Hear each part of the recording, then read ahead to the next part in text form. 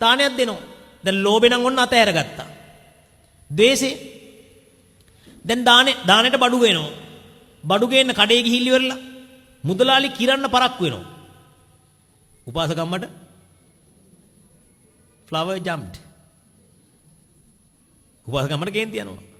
අපි කියන්නේ මල පයින්නවා කියන. තේරෙනවනේ දානේ උයනවා. උපාසකම්ම උදේ පාන්දර 2ට විතර නැගිටලා දානේ උයනවා. උපාසකම්ම පොල් ගානවා, ගෙදර මිනිහා කෙන්දිරි ගානවා. දැන් මොකද වෙන්නේ?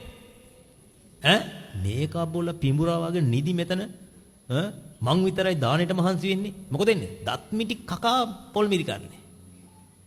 දැන් එතකොට මොකද වෙලා තියෙන්නේ? ආද්වේෂය ඇති වෙලා. ඊළඟට දානෙ දෙන්න පන්සලට යනවා.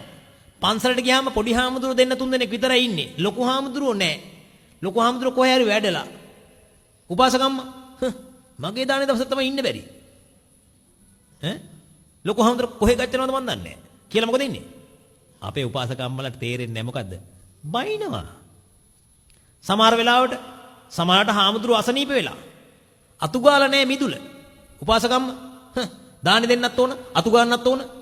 ආඩපාලි 70ක් කී තමයි දානි පූජා කරන්නේ. අපි හිතමු පන්සලේ වැඩට ආපු මොකෙක් හරි එකේ බීඩියක් බීලා බීඩි කොටේ දාලා ඉස්සරහා. මෙහෙම බලලා කියන මොකද්ද? අපි දානේ ගෙනාවට මේ යකා බීඩිත් බොනවද කොහෙද? දැන් මොකද වෙලන්නේ? හිත දූෂණය කරගෙන තමයි දානේ දෙන්නේ. දැන් දානේ දුන්න කියමුකෝ. දානේ දීලා මෙහන්. දානේ දීලිවල අවුරුදු 5කට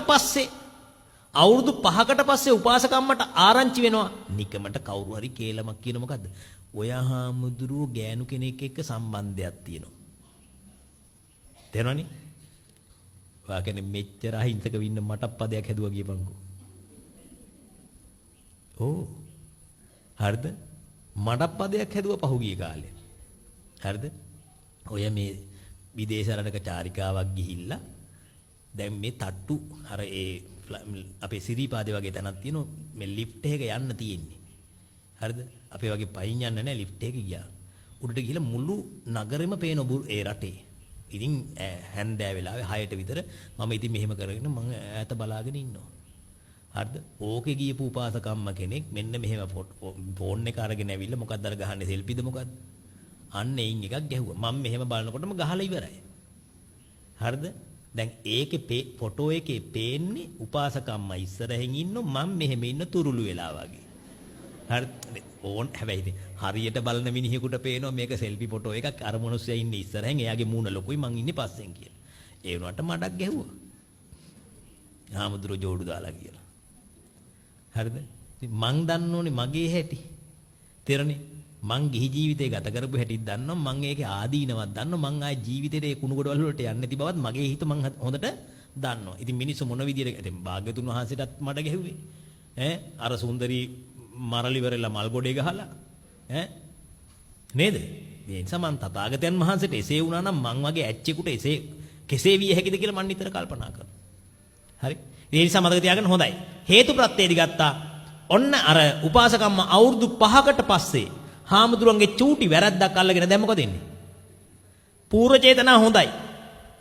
මුංචන චේතනා දානේ මුදා හරින වෙලාවේ දානේ දෙන වෙලාවේ හොඳයි. අපර අවස්ථාවේ දූෂණය වුණා. කෙසේ හෝ එක තැනකින් හෝ දූෂණය වුණොත් මොකද වෙන්නේ? ඒ දානේ මහත්ඵල මහානිසංස වෙන්නේ. ඔන්න බලන්නකෝ අම්මා කොච්චර හිත රැක ගන්න ඕනද කියලා. මෙයන් දානේ දෙන්න කලිනුත් හිත රැක ගන්න ඕන. දෙන වෙලාවේ. හැබැයි දෙන වෙලාවේ නම් පොඩි වෙලාවයිනේ. දානේ දෙන්න කලින් ලොකු වෙලාවක්. දානේ දුන්නට පස්සේ කොච්චර වෙලාවද? නිවන් දක්නා ಜಾති දක්වා. ඒක මේ ජීවිතෙත් හිත රැක ගන්න ඕන. ඊළඟ ජීවිතෙත් සමහරට අපි හිතමු ඊළඟ ජීවිතේ ඔයා දෙවියෙක්. දානේ මතක් වෙනවා. දානේ මතක් වෙනකොට ඇයි පෙර ජීවිතේ පේනවනේ. පෙර ජීවිතේ පෙනිලා දානේ මතක් වෙනවා. දානේ මතක් වෙනකොට මොකද වෙන්නේ? දැන් දෙවියට ඔක්කොම පේනවනේ. දෙවියට ඔක්කොම පේන හාමුදුරන්ගේ චූටි වැරද්දක් ඔන්න පේනවා.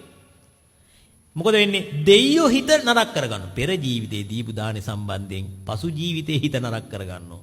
ඉතින් සෙල්ලම් නැහැ. පූර්ව මුංචන අපර කියන තුන් අවස්ථාවේම අලෝභ අද්වේෂ අමෝහ කියන මෙන්න මේ කුසල මූලයන් මතු කරගෙන ලෝභ දේශ මෝහ කියන අකුසල මූලයන් යටපත් කරගත්තොත් තමයි ගහ ශක්තිමත්. මොකද මහත්තයා ගහ? ඒ අවස්ථාවේ ඇතිවන මොනවද? කුසල සිත. ඒ අවස්ථාවේ ඇතිවන කුසල සිත්